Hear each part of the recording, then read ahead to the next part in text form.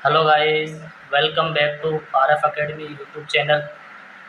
जैसे कि हमने देखा पिछली वीडियो में हम पढ़ रहे थे कक्षा 10 में प्रश्नावली 3 दो चरों वाले रैखिक समीकरण युग्म, जिसको इंग्लिश में लीनियर इक्वेशन इनटू वेरिएबल बोलते हैं। ठीक है, तो आज अपन शुरू करते हैं चैप्टर अगला भाग इसका बेटा पार्ट नंबर 2। पार्ट नंबर 2 में अपन देखेंगे 3.2 एक्सरसाइज जो अपनी है उसके कुछ सवाल देखेंगे बेटा। जैसे प्रश्न 1 है अपने पास लिखा है, निम्न रैखिक समीकरण युग्म को प्रतिस्थापन विधि से हल कीजिए। ठीक है, प्रतिस्थापन विधि मैंने आपको पिछले वीडियो में सिखाई है बेटा। ठीक है, तो कैसे हल करना है प्रतिस्थापन विधि से अपन को, तो शुरू करते हैं बेटा। जैसे ये इक्वेशन दे रखी है x + y = 14, x - y = 14, ऐसे टोटल 5 सवाल अपन को दे रखे हैं। ठीक है, तो इनको प्रतिस्थापन विधि से अपन को हल करना है। ठीक है, तो सावधानी पूर्वक देखिए बेटा और अच्छे से समझे। आपको प्रतिस्थापन विधि से मैं कैसे सोल्व करता हूँ देखेंगे सभी स्टूडेंट। कैसे लिखेंगे बेटा, जैसे लिखेंगे अपन सबसे पहले लिखेंगे दिया है। क्या लिखेंगे बेटा, लिखने का तरीका देखिए आप लोग, तभी पूरे नंबर आते हैं बेटा। दिया है, क्या क्या दिया हुआ है, दो चरों वाली रैखिक समीकरण युग्म दे रखे हैं बेटा अपन को।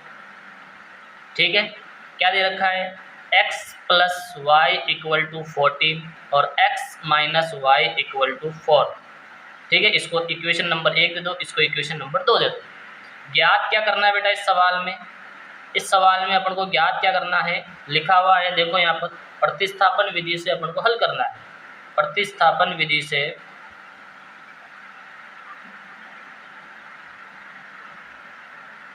हल अपन को करना है। तो शुरू करते हैं बेटा। क्या होता है बेटा, जब भी किसी भी रैखिक समीकरण हो, अच्छा रैखिक क्यों बोलते हैं, क्योंकि इनमें सबके ऊपर घात कितनी है बेटा, एक एक है। जो चर पद है उन पर घात कितनी है, एक एक है, इसलिए इसको रैखिक बोला गया है। तो देखो कैसे करेंगे बेटा, प्रतिस्थापन विधि से हल करना है अपन को। तो शुरू करते हैं अपन, क्या लिखूंगा बेटा मैं, समीकरण 1 से। जो समीकरण 1 है अपनी, उसको क्या करो बेटा, व्यापक रूप में जमाओ। व्यापक रूप में क्या, सबसे पहले x होना चाहिए, फिर y होना चाहिए और लास्ट में अचर पद होना चाहिए। तो देखो ये व्यापक रूप में जमी हुई है। ऐसे समीकरण 2 को व्यापक रूप में जमाओ, पहले x होना चाहिए, फिर y होना चाहिए और लास्ट में अचर पद होना चाहिए। जमा हुई है बेटा ये। बटे हुए में कोई संख्या नहीं होनी चाहिए, नहीं है सर। x माइनस का नहीं होना चाहिए, जो प्रथम पद है वो माइनस में नहीं होना चाहिए, नहीं है सर। प्रथम पद देखो माइनस में नहीं, सेकंड आपके हो सकता है प्लस माइनस दोनों में, लेकिन ये प्रथम जो पद है, फर्स्ट जो टर्म्स है वो प्लस में ही रहनी चाहिए। तो सर व्यापक रूप में जमी हुई है। तो फिर क्या करेंगे, किसी भी एक समीकरण को लो आप, चाहे एक को ले लो चाहे दो को ले लो। तो मैं एक से ले रहा हूँ, एक से क्या करो बेटा, x को अकेला कर लो। किसको अकेला कर लो, x को अकेला कर लो। तो x को अकेला करूंगा तो कौन टांग अड़ा रहा है बेटा, y टांग अड़ा रहा है, तो इसकी टांग तोड़ दो, अर्थात पक्षांतरण कर दो। तो पक्षांतरण कैसे करते हैं बेटा, पहले बचा हुआ लिखते हैं। सर x लिख दिया, सर 14 लिख दिया, बचा हुआ कौन था बेटा, y। y को बराबर के दूसरी साइड भेजना है, तो इसको इधर लेके आऊंगा मैं, तो ये अब लिख दो। अब चिन्ह चेंज होगा बेटा, ये प्लस का है तो किसको जाएगा, माइनस। इसको दे देंगे समीकरण नंबर 3। आई थिंक समझ में आएगा आप लोगों को। अब क्या करेंगे बेटा अपन, जो समीकरण 3 मिली है उसका मान समीकरण 2 में रख देंगे। 2 में क्यों रख रहे हैं बेटा, जिससे अपन ने समीकरण बनाई है उसके शेष में रखना है। जैसे 1 से अपन ने समीकरण बनाई है तो मान किस में रखेंगे बेटा, 2 में रखेंगे। तो क्या लिखूंगा मैं यहाँ पर, समीकरण 3 का मान समीकरण 2 में रखने पर, रख दो बेटा। क्या है समीकरण 2, पहले समीकरण को लिखो, अब इसमें मान रखो। किसका मान है बेटा, समीकरण 3 का, 3 में x का मान है, तो x की जगह आप लिख दो 14 - y। क्या लिख दो बेटा, 14 - y, और बाकी सब ऐसा कैसा, माइनस ऐसा कैसा, y ऐसा कैसा, बराबर ऐसा कैसा, 4 ऐसा कैसा। आगे बात समझ में। अब सरल कर लो बेटा, जोड़ बाकी कर लो। 14 है, जो y के साथ जोड़ बाकी नहीं करेगा क्योंकि अंग्रेजी वाले, ये गणित वाले।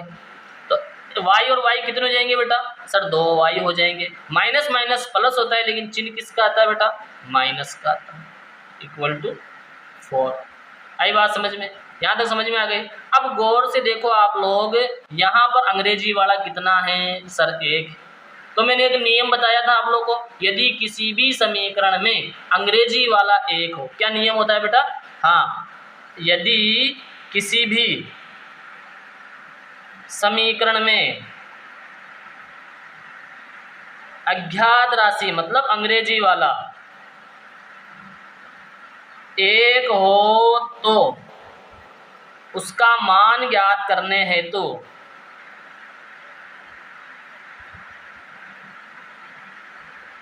सभी संख्याओं का पक्षांतरण कर दो। क्या कर दो बेटा?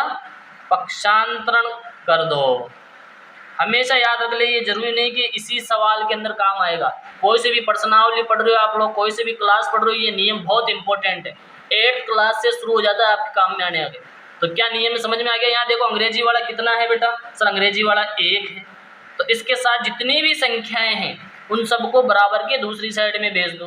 अब बराबर के दूसरी साइड में भेज दें, इसके साथ में जितनी भी संख्या उनको क्या करें बेटा? बराबर के दूसरी साइड में अपन भेज देते हैं। ठीक है, तो बराबर के दूसरी साइड में देखो कैसे भेजता हूँ मैं। सर यहाँ पे 2 संख्या है, 14 भी है और 2 भी है। 14 y के साथ किस में है? माइनस में है। 2 y के साथ किस में है? गुणा में है। तो पहले किसको भेजे? सर माइनस वाले को भेजेंगे, गुणा वाले को भेजे। तो बेटा सबसे पहले घात को पक्षांतरण किया जाता है, ठीक है, फिर उसके बाद में भाग वाली संख्या को, फिर उसके बाद में जोड़ और बाकी वाली संख्या को, और लास्ट में जो है गुणा वाली को किया जाता है। अब यहाँ घात है नहीं, अपने पास कौन है बेटा? प्लस माइनस वाली है, तो सबसे पहले इसको उधर भेजेंगे। तो भेज दो बेटा, ये उधर जाएगा तो इसके आगे किस भी चिन्ह मतलब प्लस का, तो ये हो जाएगा बेटा प्लस। क्लियर हो गया? अब इनको सरल कर लो पहले, फिर बाद में पक्षांतरण करना। 14 4 कितने हो गए बेटा? सर 18 हो गए। कितने हो गए? 18 हो गए। ठीक है, क्या y अकेला हो गया क्या? सर नहीं हुआ। कौन टांग अड़ा रहा है? -2। y के साथ किस में है? सर गुणा में। तो कहाँ जाएगा बेटा ये? सर भाग में जाएगा। तो कितना मान आ गया बेटा? -9। ये मेरा y का मान आ गया आप लोगों के। ठीक है, अब क्या करेंगे अपन? जो y का मान मिला है वो किसी भी एक समीकरण में रख देंगे। प्राप्त y का मान किसी भी एक समीकरण में रख दो। लेकिन फारूक सर क्या कहते हैं? जो सबसे सरल हो, सबसे सरल तीसरी है। प्राप्त y का मान समीकरण 3 में रखने पर, आप किसी में भी रख सकते हो, 1 2 3, मैं 3 में रख रहा हूँ। x की जगह x, बराबर की जगह बराबर, 14 की जगह 14, माइनस की जगह माइनस, और y की जगह कितना आया बेटा? -9। सरल कर लीजिए इसको। माइनस माइनस कितना हो गया बेटा? प्लस। तो x इक्वल टू आ गए अपने 14 और 9 कितने हो गए बेटा? 5 इधर बढ़ा दिए, ठीक है, 6 और 3 23 हो गए। तो x का मान आ गया अपने पास 23। कितना आ गया बेटा? x का मान आप लोगों के पास आ गया 23। आगे बात समझ में? आप जांच भी कर सकते हो भाई आपका उत्तर सही है या नहीं। जांच करने के लिए आप क्या करो? किसी भी एक समीकरण में मान रख दो। ठीक है, किसी भी एक समीकरण में मान रख दो, चाहे पहले में रख दो, चाहे दूसरी में रख दो, चाहे तीसरी में रख दो, किसी में भी एक मान रख दो। ठीक है, तो किसी में भी रख सकते हैं, जैसे मैं पहले में रखता हूँ या थर्ड में रख लो, थर्ड में रखता हूँ। रखो x की जगह 23, 14 माइनस y क्या है बेटा? -9, 14, ये माइनस और माइनस कितना जाएगा बेटा? प्लस। ठीक है, 23 है, सॉरी 23, और इधर भी क्या गया बेटा? 23। के दोनों साइड बराबर आ रहे हैं, मतलब अपना उत्तर क्या है बेटा? उत्तर सही है एकदम। ठीक है, तो आप लोग जांच भी कर सकते हो उत्तर सही है या नहीं है। आई थिंक आप लोगों को ये सवाल समझ में आया होगा बेटा। क्लियर हो गया सभी को? ठीक है, तो नेक्स्ट सवाल करते हैं बेटा अपन, सवाल नंबर 2। क्या करते हैं बेटा अपन? सवाल नंबर 2 करते हैं। देखो क्या है सवाल नंबर 2 अपने पास। लिखेंगे सबसे पहले वही, सर दिया है लिखो। क्या लिखो बेटा? दिया है लिखो। क्या दिया हुआ है? s - t = 3। सबसे पहले चेक कर लो व्यापक रूप में जमी हुई क्या? सर जमी हुई है। पहले प्रथम पद प्लस का आना चाहिए, फिर दूसरा पद आया, तीसरा पद समीकरण है। दूसरी देखो बेटा, s बटा 2 प्लस t बटा कितना? 2। तो यहाँ करो बेटा 3 = 6। क्या ये व्यापक रूप में जमी हुई है क्या? नहीं जमी हुई है। कैसे पता पड़ा है? व्यापक रूप में हमेशा जो सवाल संख्या दे रखी है अपनों को, जो चर दिए हुए रहते हैं उनके गुणांक बटेवे में नहीं आते। प्रथम पद हमेशा धनात्मक आता है। तो प्रथम पद तो धनात्मक है, लेकिन ये बटेवे की संख्या आ रही है, तो इसको व्यापक रूप में जमाना पड़ेगा। किसमें जमाना पड़ेगा बेटा? व्यापक रूप। अब व्यापक रूप में कैसे जमाता हूँ सर? लघुत्तम लेके सोल्व करो। अरे प्लस का चिन्ह ना बेटा, तो लघुत्तम ले लो। 3 दूनी 6 लघुत्तम आ गया, ठीक है। इसका इसमें भाग दो, 2 बार गया। या ऐसे भी कर सकते हो आप लोग शॉर्ट ट्रिक, इसको इससे गुना कर लो और ऊपर कैंची चला दो।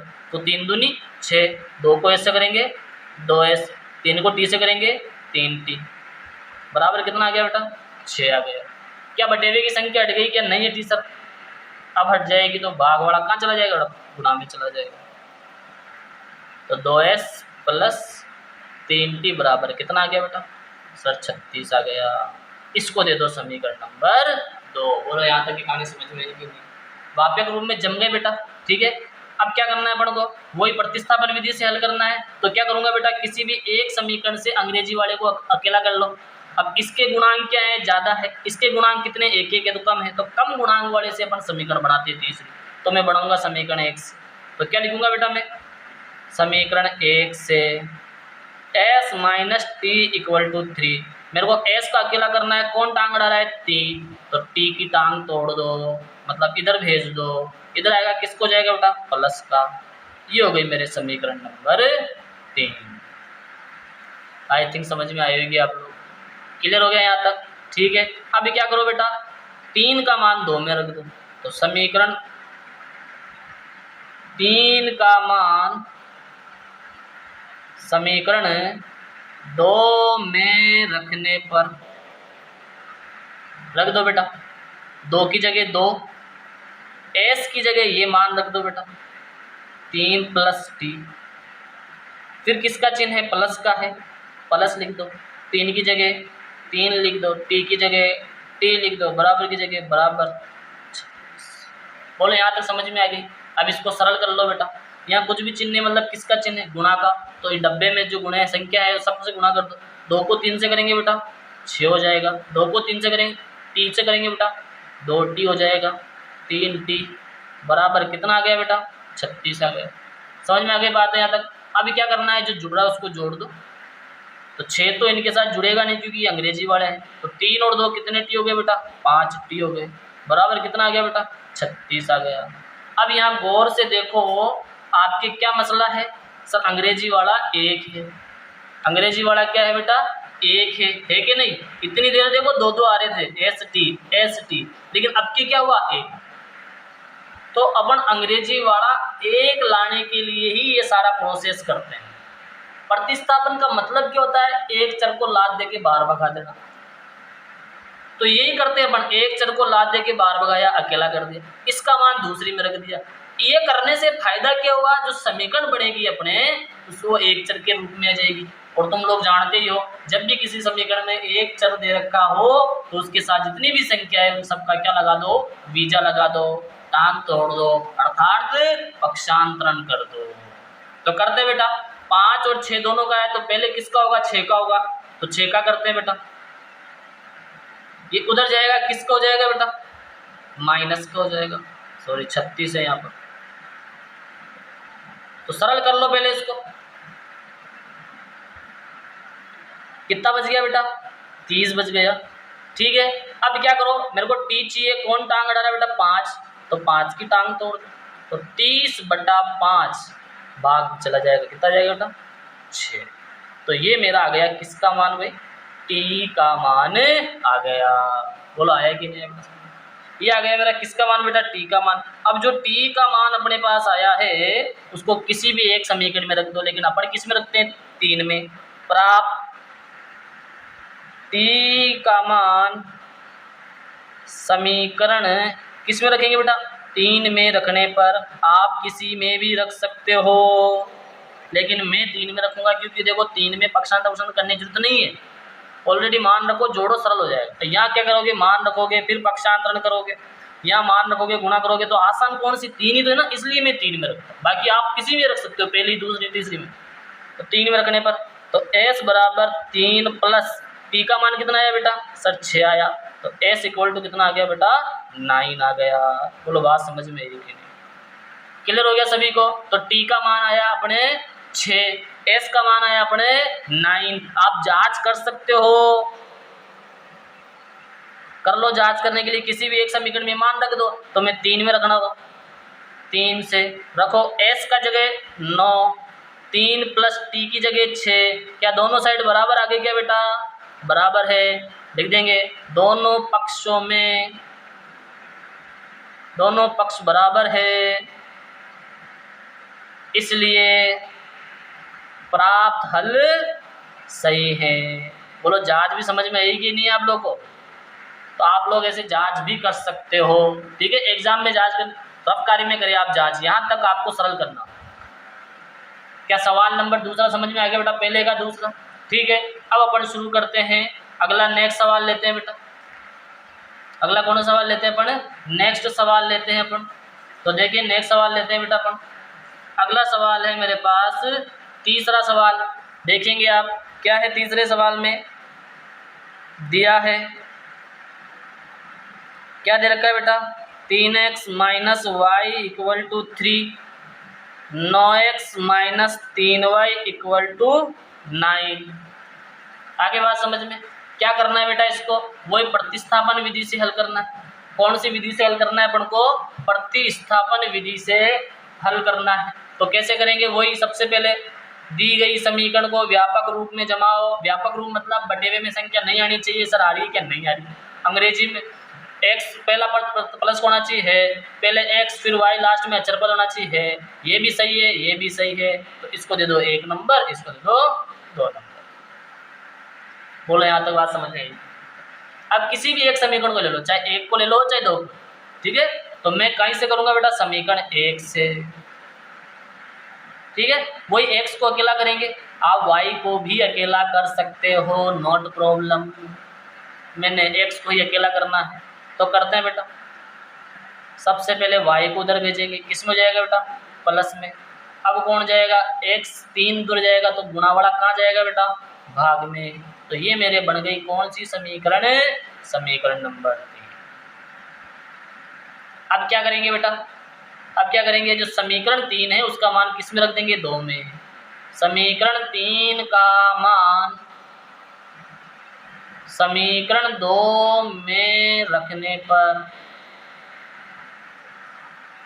ठीक है, रख दो बेटा। 9 की जगह 9, कुछ भी चिन्ह नहीं मतलब गुणा, x की जगह ये 1 से ज़्यादा पद है ना, तो इसलिए कोष्टक में लिखेंगे आप लोग 3 प्लस वाई बटा 3, फिर किसका चिन्ह है? माइनस का, फिर क्या है? 3, फिर कुछ भी चिन्ह मतलब किसका चिन्ह है? गुणा का, y की जगह y बराबर। सरल कर लो बेटा। अगर ये कट रहा है तो काट दो, देखो 3 एकम 3, 3 त्रिका 9 कट गया बेटा। तो आप इसे काटे नहीं, मन में करे ना, काटने पर वो सोचेंगे गलत कर दिया। 3 एकम 3, 3 त्रिका 9, तो ये तो कट गया, तो ऊपर क्या बचा बेटा? केवल 3 बचा। 3y equal to 9। अब क्या करो बेटा? कोष्टक में जितनी भी संख्या उन सबको बार वाली से गुणा कर दो। तो 3 त्रिका 9 प्लस वाई, सॉरी 3 को y से करूँगा तो 3y minus 3y equal to 9। बोलो यहाँ तक की समझ में एक बात क्लियर हो गया सभी को? ठीक है, समीकरण 2 में मैंने मान रखा था। चलो आगे देखो, 9 प्लस 3y माइनस 3y बराबर 9। अब यहाँ तो बेटा 3y से 3y पूरा चल गया, तो क्या बच गया बेटा? 9 बटा 9 बच गया। तो यहाँ तो xy बची नहीं है, xy कुछ बचा ही नहीं, तो ये तो हो गई गड़बड़, हुआ कि नहीं हुआ?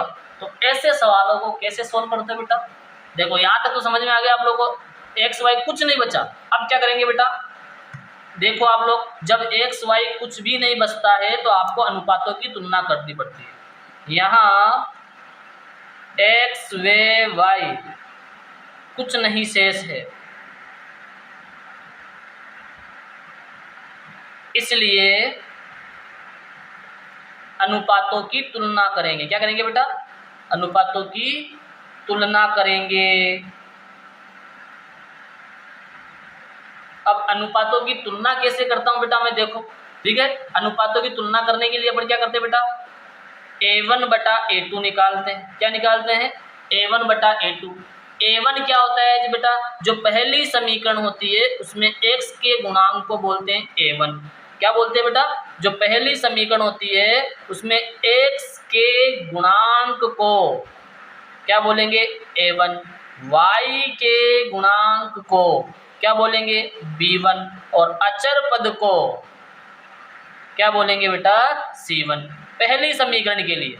इसी प्रकार दूसरी समीकरण के लिए बेटा क्या हो जाएंगे, x के गुणांक को a2, y के गुणांक को क्या बोलेंगे b2 और अचर पद को क्या बोलेंगे अपन c2 बोलेंगे। आगे बात समझ में, पहले के लिए a1 b1 c1 और दूसरी के लिए a2 b2 और c2। a बोले तो x का गुणांक, b बोले तो y का गुणांक और c बोले तो अचर।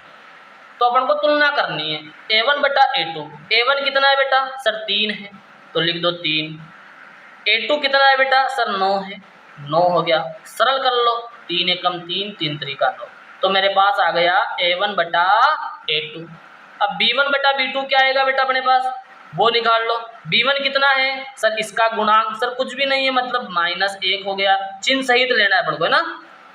y का गुणांक b2 क्या बेटा ये वाला -3, माइनस से माइनस कट गया तो b2 कितना आ गया बेटा 1 बटा 3। ऐसे ही क्या निकालो c1 बटा c2 निकालो, तो 3 बटा 9 सरल कर लो, कितना आ गया बेटा 1 बटा 3। बोलो यहाँ तक सानी समझ में आई कि नहीं, क्लियर हो गया सभी को यहाँ तक, ठीक है। तो क्या करेंगे बेटा अपन को यहाँ पर क्या पता पड़ा, तो लिखेंगे अतः यहाँ a1 a2 b1 b2 c1 c2। देखो a1 a2 और b1 b2 के बीच मान बराबर आ रहा है क्या, तो मान बराबर लिख देंगे। देखो b1 b2 और c1 c2 का मान बराबर आ रहा है क्या, तो इनके बीच में भी किसका चिन्ह लगा देंगे बेटा बराबर। तो अपन ने जब अनुपातों की तुलना करी तो अपने पास क्या प्राप्त हुआ, a1 बटा a2 बराबर b1 बटा b2 बराबर c1 बटा c2। तो इसके लिए अपन को क्या करना पड़ता है बेटा, ये एक सारणी याद रखनी है आप लोग को, ठीक है, जो ग्राफ में भी अपने बहुत काम में आएगी। क्या है, यदि a1 बटा a2 not equal to b1 बटा b2 तो ग्राफ कैसा बनता है प्रतिच्छेदी। a1 बटा a2 बराबर b1 बटा b2 not equal to c1 बटा c2 तो ग्राफ कैसा बनेगा बेटा समांतर, और हल कोई हल नहीं होगा। और यदि ये कंडीशन आ जावे अपने a1 बटा a2 बराबर b1 बटा b2 बराबर c1 बटा c2 तो ग्राफ कैसा बनेगा समपाती, और अनेक हल होंगे। क्या होंगे बेटा, परिमित रूप से अनेक, मतलब कोई एक हल नहीं होगा। तो अपने कंडीशन शायद यही बन रही है, देखो आप लोग यहाँ गौर से, a1 बटा a2 बराबर b1 बटा b2 बराबर c1 बटा c2, यही कंडीशन बन रही कि नहीं बन रही। तो अपन क्या लिख देंगे बेटा, अतः दी गई समीकरणों के क्या हल होंगे बेटा, ये वाली बात लिख देंगे, अपरिमित रूप से क्या होंगे बेटा अनेक हल होंगे। बोलो बात समझ में आई कि नहीं आप लोग, क्लियर हुआ सभी को है। तो ये जो सवाल था आप लोग के अच्छा सवाल था बेटा, एग्जाम में से बच्चों को इसमें उलझा देता है, बच्चे सोच में पड़ जाते हैं दादा एक्स वाई तो बचा ही नहीं, अब क्या करें। तो जब भी एक्स वाई बचे नहीं सरल करने पर तो आपको घबराना नहीं है, आपको क्या लिखना है, यहाँ एक्स व वाई कुछ नहीं शेष है, इसलिए अनुपातों की तुलना करेंगे। अनुपातों की तुलना कैसे करेंगे बेटा, a1 बटा a2 b1 बटा b2 और c1 बटा c2 के मान निकालेंगे। a1 क्या है, पहली समीकरण में x का गुणांक, a2 क्या है, दूसरी समीकरण में x का गुणांक, b1 क्या है, पहली समीकरण में y का गुणांक, b2 क्या है, दूसरी समीकरण में y का गुणांक, c1 क्या है, पहली समीकरण में अचर पद और c2 क्या है, दूसरी समीकरण में। तो जैसे मैंने इनका अनुपात करा तो इसका मान आया 1/3, b1 बटा b2 का मान आया 1/3 और c1 बटा c2 का मान आया 1/3। तो इससे क्या शर्त बनी अपने कि सर ये बराबर आ रहा है।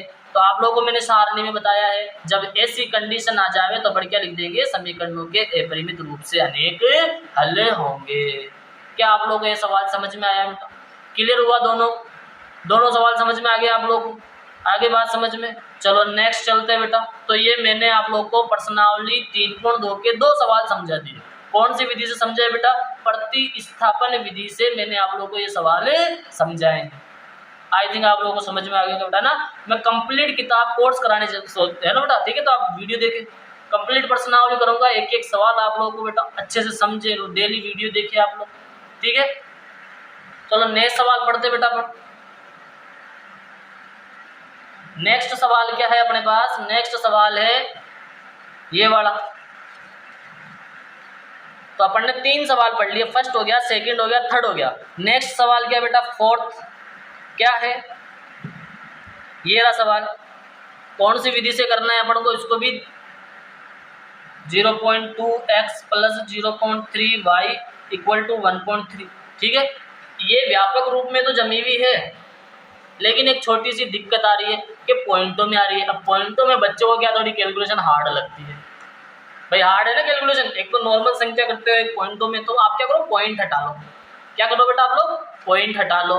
तो देखो मैं केवल इसको अधूरा समझाऊंगा, आप लोग होमवर्क में करना है इसको कंप्लीट, है ना। तो सावधानी पूर्वक समझेंगे आप इस सवाल। तो पॉइंट हटाने के लिए मैं क्या करूंगा बेटा, पॉइंट कैसे हटाऊंगा मैं, देखो यहाँ पर 2x बटा 10 क्यों लगाया मैंने, क्योंकि पॉइंट के बाद में एक अंक था इसलिए 10 लगा दिया। अगर पॉइंट के बाद में 2 अंक होते तो 100 लगाते, यहाँ पॉइंट के बाद में एक ही अंक है तो 3 बटा 10 y। यहाँ भी 1.3 है ना, तो यहाँ पर भी पॉइंट के बाद एक अंक है तो 10 लगा। आगे बात समझ। अब आप लोगों को ध्यान है बटेवे में कोई संख्या नहीं रहनी चाहिए, तो बटेवे में आ गए तो लघुत्तम ले लो बेटा। अब सेम संख्या है तो लघुत्तम वो का वही आ जाएगा। ठीक है, वही 10 में 10 का भाग दिया, एक बार गया 2x, चिन्ह प्लस का 10 में 10 का भाग गया, एक बार 3y इक्वल टू कितना आ गया बेटा, 13 बटा 10। 10 का पक्षांतरण कर दो, 2x प्लस 3y बराबर 13 बटा 10 गुणा 10। 10 से 10 कट गया बेटा, तो क्या बच गया अपने पास, 2x plus 3y equal to 13। तो ये बन गई मेरे समीकरण नंबर 1। बात समझ में आई कि नहीं। इसी प्रकार आप क्या करो बेटा, जो समीकरण दूसरी दे रखी है उसको भी सरल कर लो आप, है ना। दूसरी समीकरण क्या दे रखी है बेटा अपन को, 0.4x plus 0.5y equal to 2.3। आई बात समझ में, इसको भी आप लोग सरल कर लीजिए बेटा।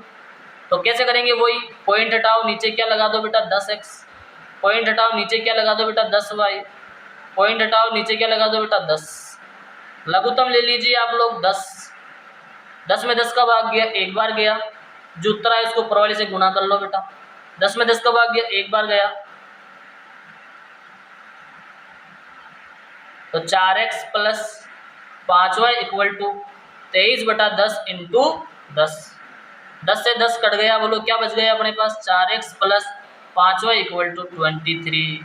ये हो गई मेरे समीकरण नंबर 2। समझ में आप लोग, क्लियर हो गया। अब क्या करते हैं बेटा, वही प्रतिस्थापन विधि से हल करना है अपन को। तो क्या करो, कोई सी भी एक समीकरण ले लो, चाहे 1 ले लो चाहे 2 ले लो। ठीक है, तो मैं 1 से शुरू करता हूँ। समीकरण 1 से 2x plus 3y equal to 13। वही किसको अकेला करना है बेटा, x को। कौन कौन टांग अड़ा रहा है, 3y और 2। तो पहले टांग तोड़ो 3y की, तो बेटा 3y इधर आएगा, किसको जाएगा, माइनस का। अब टांग तोड़ो किसकी, 2 की, कहाँ मरेगा बेटा, ये भाग में मर जाएगा। तो ये हो गई मेरे समीकरण नंबर 3। कितनी हो गई बेटा, समीकरण नंबर 3 हो गई। यहाँ तक समझ में आया होगा आप लोग को। ये क्या हो गया बेटा, समीकरण नंबर 3। अब क्या करो, बताइए आपको 3 का मान 2 में रख दो। समीकरण 3 का मान समीकरण 2 में रखने पर रख दो बेटा। 4 की जगह 4, कुछ भी चिन्ह मतलब गुणा, x की जगह ये रख दो, 13 माइनस 3y बटा 2, प्लस की जगह प्लस, 5 की जगह 5, कुछ भी चिन्ह मतलब गुणा, y की जगह y इक्वल टू कितना आ गया बेटा, 23। सरल कर लो। अगर ये इससे कट रहा है तो काट दो, 2 एकम 2, 2 दूनी 4, बोलो कट रहा है कि नहीं होता। तो केवल क्या बच गया, 2 रहा, 5y इक्वल टू 23। आगे बात समझ में। अब सरल कर लो, 2 को 13 से करा बेटा 26, 2 को 3 से करा बेटा 6y plus 5y equal to 23। बोलो यहाँ तक समझ में आया आपको। अब जो जुड़ रहा है उसको जोड़ दो, प्लस माइनस, माइनस 5y में से 6y गया तो सर 1y बच गया, लेकिन चिन्ह आता है बड़ी संख्या का। वही चेक करो, अंग्रेजी वाला अब क्या आ गया, 1 आ गया, तो वही पक्षांतरण कर दो, माइनस y बराबर 23 माइनस 26, तो माइनस y बराबर आ गया माइनस का 3।